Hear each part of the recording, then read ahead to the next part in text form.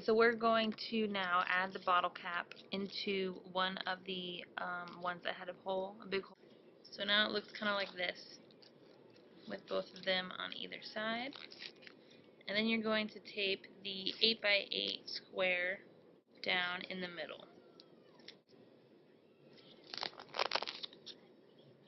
So now it looks like this. Now, then we're going to tape the other one to the top. So now it looks like this, kind of like a little birdhouse right now. And then you're going to tape the 15x15 squares to each side. Bottle cap is, and we're going to tape them to the side, like so, like evenly. And then we're going to take the other piece that has the hole in the middle, and we're just going to tape it to that. And then from there, we are going to tape the lens over the hole, and that will give the microscope its magnification. It looks like this, with the lens attached to it and everything. So then from here, basically what we're going to do is the hole that's in the back of it, you're going to stick a flashlight, turn it on, and you'll have the light coming out of the magnification like so. Built the frame to hold the microscope. There are 3 pieces of wood. One is the base and 2 screwed together to be the arm and hold the tube. Then I measured and cut the sheet of plastic to 140 millimeters by 50 millimeters. I also measured and cut the sheet of black paper to 160 millimeters by 56 millimeters. Also made out of the black paper is a disc with diameter 17 millimeters with a hole in the middle of 4 millimeters. I used the washer to trace it. Then I took the plastic rubber and rolled it into 2 balls.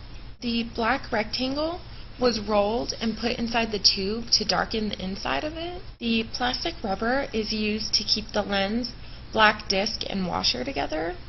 So I rolled it and wrapped it around the lens to stick it to the washer, and then attached those to the black disc. I attached all of that to one end of the tube. When I looked through it, I saw it really blurry, but it did magnify. That serves as the objective lens. Then I did the same thing again, but without the black paper, just attaching the other lens to a washer, and placed it on the other end of the tube. That serves as my eyepiece lens. Attach the tube to the arm of my microscope.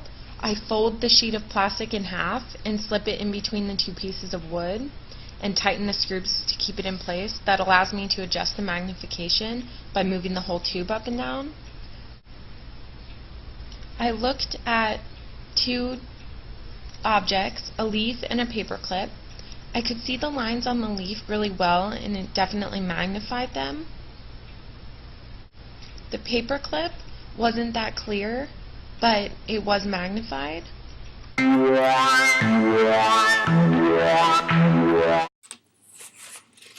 Okay, I started off with one long tube, which I obviously cut into 2.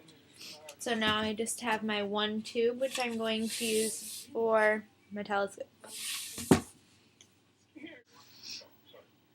Okay, what I'm doing now is I'm cutting here so that I can put the magnifying glass inside of the tube. So I'm just going to finish cutting that.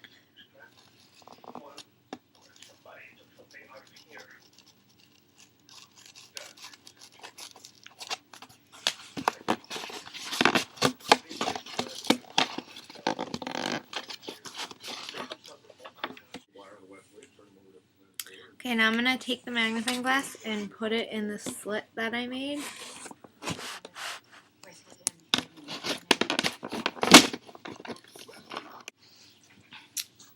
So now I'm cutting, I can't see, I'm cutting a long slit in the middle of the tube so that I can move the the magnifying glass back and forth to have 2 different distances that you can see with. So I'm just taking this and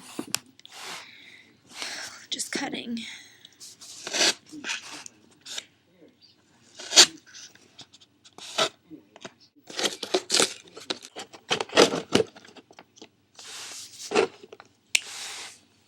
then there are the two, one here, one here. Binoculars, which I used for my lenses. So now I have one big paper towel roll and two of these little rolls.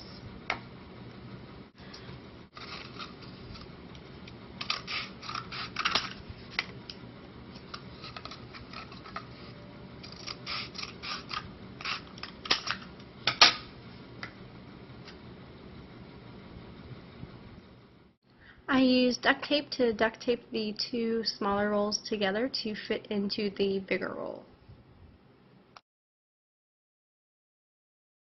Here the video is hard to see, but I took the bigger roll and I traced it out so that I could cut a piece of cardboard to secure the lens in. Then using tape I secured the lens to the cardboard piece that I cut out, and I taped that to the top of the big tube part of my telescope.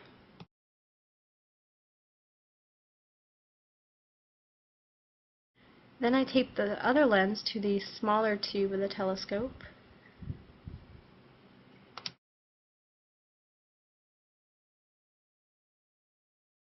So here's the telescope put together. We have the one lens at the smaller tube, which moves in and out, is the eyepiece lens, and then the objective lens is in the larger tube. Just in conclusion, just so everybody knows what I used, I basically just cut out a bunch of different pieces of styrofoam and that I got from a movie on YouTube, that the different sizes of it, which I mentioned in my movie when I was building it, and from there just kind of put all the pieces together in the correct order from the video, and then made the microscope out of styrofoam. And from there basically put the flashlight into the back of it, which made the light go through the microscope out the other hole that was in the front, and the hole had then a adjustable piece that you could move the magnifying glass either more closely to the light or further away for a different magnification and stuff. I looked at a leaf and a clip, or a paper clip. Both I could see fairly clear, and they were both magnified. The leaf was definitely clearer, and I think that has to do with, one, it's bigger, and two, it has a lot of detail. There are all of the little lines and the color difference. The leaf was green and the lines are like white. So the paper clip was just silver and very thin, so I feel like that's why I couldn't see that as clearly. I'm happy with how my microscope turned out, and I think it works really effectively. Okay, so I'm going to, using my telescope that I made, look at that image at two different distances of the two magnifying glasses, and once I do that, I will take a picture at each point. This is a photo of the magnifying glasses 5 inches apart, and the second photo is one of the magnifying glasses 10 inches apart. One thing about my project for my telescope is that my image was inverted, and this can be explained by the fact that I used two convex magnifying glasses or lenses, but this could have been fixed with a mirror. So I did get a finished product that works. Something that works really well was using the two different size magnifying glasses. That's what I ended up using. There's lots of different videos on using, you could do different lenses, or you could do different sizes, or you could do, there's two different types of telescopes that people were showing on the internet. One was like mine, where it has the moving magnifying glasses. Another type was where you had the actual tubing moved in and out, kind of like a pirate telescope, yeah. So Laura and I actually decided that I was going to do This one with the 2 different size magnifying glasses, and she was going to do another with 2 other kinds of lenses, which will be explained with hers. So here's my final refracting telescope after I painted it to make it look a little bit better. So here is the eyepiece lens, and here's the objective lens. So I look through it like this and adjust so. I used 2 double convex lenses, and they're the same size, 1 1/4 inches in diameter.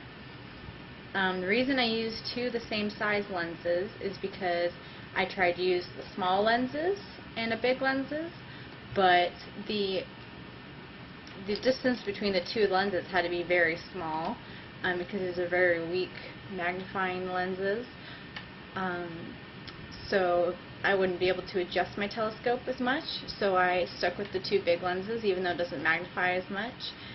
If I had a small and then a big lens, there would be a difference in focal length, so there would be more magnification. My larger lens, they have 9 centimeter focal lengths. Differences between mine and Melissa's telescope is mine has a shifting body, and the lenses are attached on the ends. Hers, she has 2 different size magnifying glasses, and she moves those apart, and the body stays in the same place. So hers has more magnification due to the small versus the large lens, so there's a difference in focal length, so there's better magnification. But I don't believe that the change in whether the body is moving or the lenses are moving matters that much, because it's essentially the same thing. So using the small versus the large, we saw a difference in magnification. The only other thing that I was that I would do better was maybe secure the flashlight that I put into my microscope, because with it not being secure, it moved around a lot, and you had to get it straight through the other side of the microscope, like straight through the. I had to keep readjusting to make sure that the light went through the hole correctly. There was no built-in light, so I had to stand underneath the light to see through it. So if I were to build it again, I might change that. If anything I were to change about my project, it would be to add the mirrors into the tube somehow so that the image was not inverted. Next time, I would try to figure out how to use a small lens and a big lens so that I would have more magnification. And also, mine is a refracting telescope. I would like to try a reflection telescope.